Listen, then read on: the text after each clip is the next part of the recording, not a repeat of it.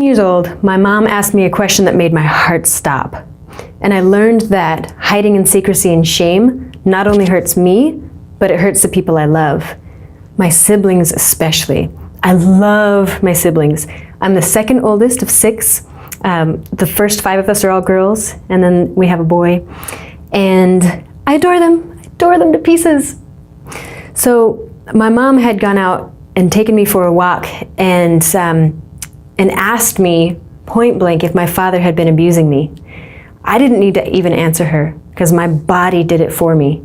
My shoulders slumped, my cheeks flushed in shame, my eyes filled with tears, and I looked down. It was true, and I didn't want it to be true.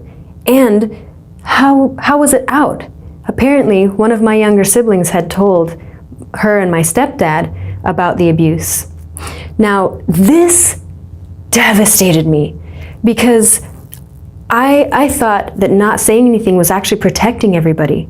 My dad had told me that if I said anything, the family would break up, and that he would be taken away, my mom would be taken away.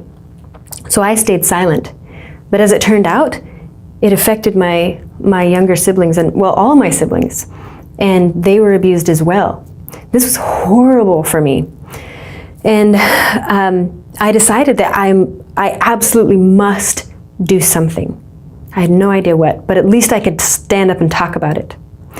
My mom put my dad in prison, took us away to live with her and my stepdad, and fast forward to age 29, or age 19. I'd had plenty of days where I was happy, I was doing some healing, and there were days I was just depressed and angry and helpless. I felt helpless, and this was one of those days. I was driving home from work, and tears were streaming from my eyes, and I was just like, God, why is there so much pain in the world? How can people abuse the people that they love, the people that are closest to them? And what can I do about it? Nothing. I'm a tiny, drop in the bucket. I'm nobody. And so I was devastated, and the only way I could think of was just to take myself out of the picture, to kill myself. But I refused to do that too, because my mom had tried 4 times, and it crushed me and my sisters. And so I wasn't going to put somebody through that. So then what?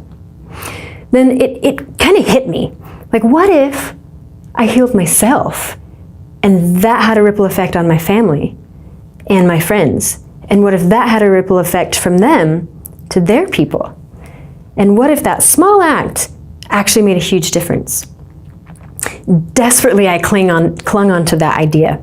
Didn't know if it could work, but I had to try something. Some people call me brave. I'll take that. And I was desperate. So I spent 15 years getting all sorts of therapies, just diving into the demons, into the pain, and doing whatever it took to get myself out of it. And it worked really well. I started feeling a lot better. My relationships, I was happier in them. I got into massage therapy as a way to provide healing for other people.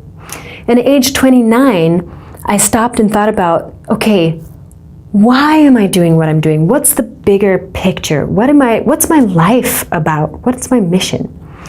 And I made the connection between self-care practices, so taking excellent care of our body, mind, emotions, even finances, and eliminating domestic violence and abuse.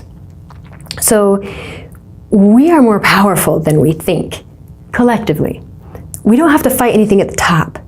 It's actually all here. It's here. It's here in our bodies and in our minds and on the ground floor. We can shift the world. And that was so exciting to me. And so I rebranded Lifelong Wellness to be the self-care sanctuary, because I want people to prioritize their well-being as a way to eliminate domestic violence and abuse in our world, in our whole world.